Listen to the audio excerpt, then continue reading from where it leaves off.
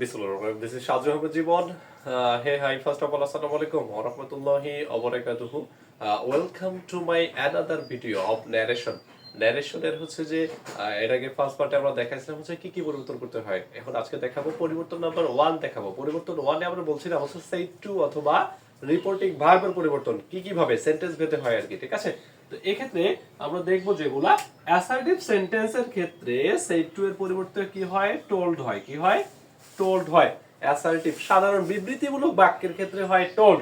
2 number interrogative আমরা জানি এগুলোর বাংলা যদি অর্থ করি তাহলে আমরা কিন্তু এটা ইংলিশটা কি হবে সেটা আমরা লিখতে পারবো খুব সহজেই।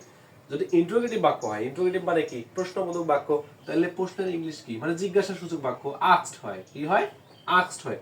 ইম্পারেটিভ বাক্যের জন্য ইম্পারেটিভ মানে আদেশ নির্দেশ উপদেশ অনুরোধ, তা আদেশ নির্দেশ এগুলো ইংলিশ হচ্ছে অর্ডার অর্ডার রিকোয়েস্ট রিকোয়েস্ট অনুরোধ রিকোয়েস্ট ফরবিড কমান্ড ফরবিড মান্য করা আর হলো কমান্ড COMMAND, ঠিক আছে? এগুলো হয় সেটুর বলতে।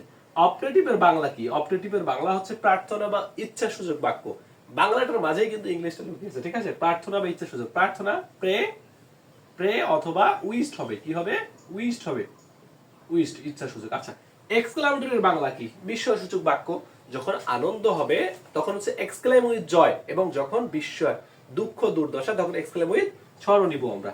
Exclaim exclaim with joy with joy or joy অথবা নিতে পারি হচ্ছে যে এক্সক্লেম উইথ সরো দুঃখের ক্ষেত্রে এক্সক্লেম উইথ সরো। তো আমরা এইভাবে আর কি পরিবর্তন করব, ঠিক আছে?